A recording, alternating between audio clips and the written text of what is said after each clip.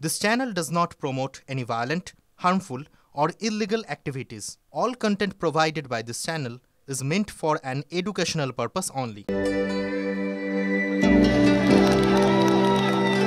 2 বছর পরে এই ধরনের আনন্দ আমাদেরকে বলি দেয়া হয়েছিল।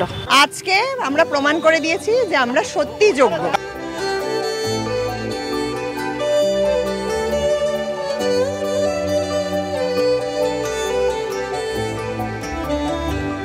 কাল থেকে ক্লাসরুমে ফিরবো কোনো দাগ ছাড়া। ৩২,০০০ হিবিব, ৩২,০০০ হিবিব।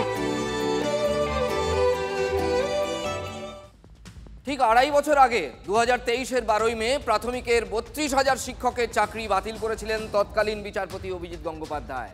তারপর তারিখ পে তারিখ, শুনানির পর শুনানি, রাতের ঘুম উড়ে গিয়েছিল এই শিক্ষকদের।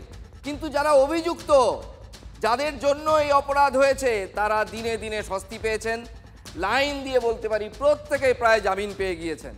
জামিনে মুক্ত প্রাথমিক শিক্ষা পর্ষদের প্রাক্তন সভাপতি মানিক সরকার, পার্থ চট্টোপাধ্যায় আগেই বেরিয়ে গেছেন। আজ হাফ ছেড়ে বাঁচলেন ৩২,০০০ শিক্ষক। দেখুন তাদের অভিব্যক্তি। একই অভিযোগে পৃথক ফল। অভিযোগ এসএসসি নিয়োগ দুর্নীতি। ফল 2016-র গোটা প্যানেল বাতিল কলকাতা হাইকোর্টের ডিভিশন বেঞ্চের। অভিযোগ প্রাথমিক নিয়োগে দুর্নীতি। ফল 2014-র ৩২,০০০ শিক্ষকের চাকরি বাতিলের রায় খারিজ কলকাতা হাইকোর্টের ডিভিশন বেঞ্চের। এসএসসি কেসের থেকে আমাদের কেসটা আলাদা ছিল, যার ফলে আমরা আরো ভালোভাবে জিতে গিয়েছি। কোথায় আলাদা?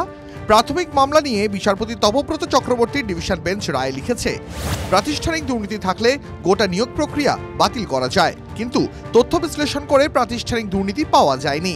কয়েকজন অকৃতকার্যকে গোটা নিয়োগ প্রক্রিয়ায় ক্ষতি করতে দেওয়া যায় না। এতে নির্দোষ শিক্ষকরা অসম্মানিত হতে পারেন, কলঙ্কিত হতে পারেন। ফৌজদারি মামলার ভিত্তিতে শিক্ষকদের চাকরি বাতিল করা যায় না।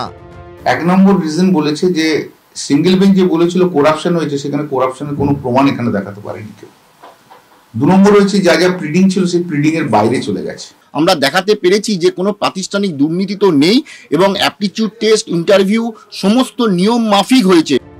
তদন্তকারী সংস্থা সিবিআই যে নিখুঁত তথ্য প্রমাণ তুলে ধরতে পারেনি, তারই প্রতিফলন এই রায়। আদালত বলেছে শিক্ষকরা দুর্নীতিতে যুক্ত ছিলেন, তদন্তকারী সংস্থা প্রমাণ করতে পারেনি। 264 জন শিক্ষকের নিয়োগে অনিয়ম দেখিয়েছে সিবিআই তদন্ত। আরও অতিরিক্ত 96 জন শিক্ষকের নিয়োগেও অনিয়ম মিলেছে। যা অনিয়ম ধরা পড়েছে তাতে গোটা প্যানেলের দুর্নীতি প্রমাণ হয় না। এসএসসিতে প্যানেল বাতিল হয়েছে, নতুন করে পরীক্ষায় বসতে হয়েছে চাকরিহারা শিক্ষকদের। যদিও প্রাথমিক মামলা নিয়ে ডিভিশন বেঞ্চের রায়, আবার পরীক্ষার সিদ্ধান্ত শিক্ষকের ওপরে বিরূপ প্রভাব ফেলতে পারে। আবার পরীক্ষা হলে ফেয়ার প্লে সুনিশ্চিত হবে না। 9 বছর পর চাকরি কেড়ে নিলে শিক্ষকরা বিরাট সমস্যার মুখে পড়বেন। পরিবার নিয়ে বেঁচে থাকাই কঠিন হয়ে দাঁড়াবে।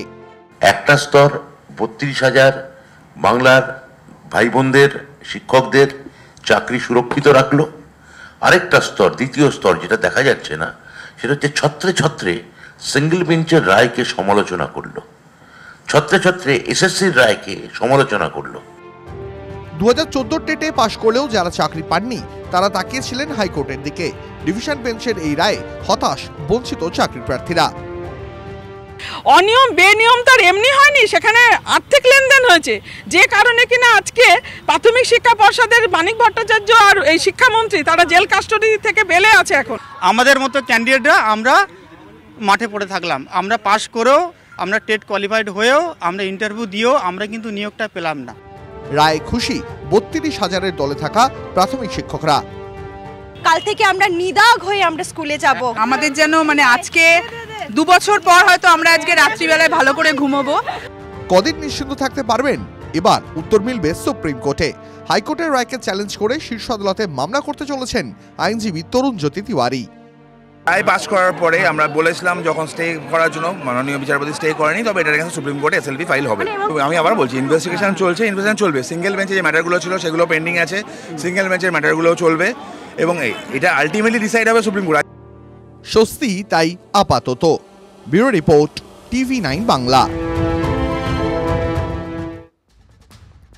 হাইকোর্টের ডিভিশন বেঞ্চ রায় পড়ে শোনাতেই তৃণমূলের নিশানায় প্রাক্তন বিচারপতি এবং অধুনা বিজেপি সাংসদ অভিজিৎ গঙ্গোপাধ্যায়। সহানুভূতির রায় বলছে বিজেপি। বলছেন বিচারকদের কাজ অনুবীক্ষণ যন্ত্র দিয়ে খুঁত বার করার নয়। 2, আমরা বিচারকরা কেউ মধ্যযুগের নাইট নই যে ছদ্মবেশে মাথায় হেলমেট পরে রাতের অন্ধকারে সমাজের ভালো মন্দ খুঁজতে বেরোবো।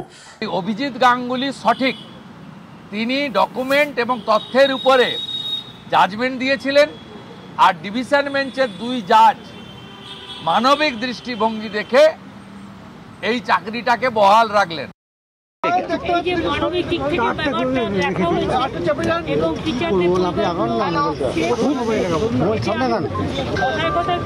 চাকরি খেয়ে নেওয়া এটা তো ঠিক নয়, আমাদের চাকরি দেওয়া দরকার, খেয়ে নেওয়া দরকার।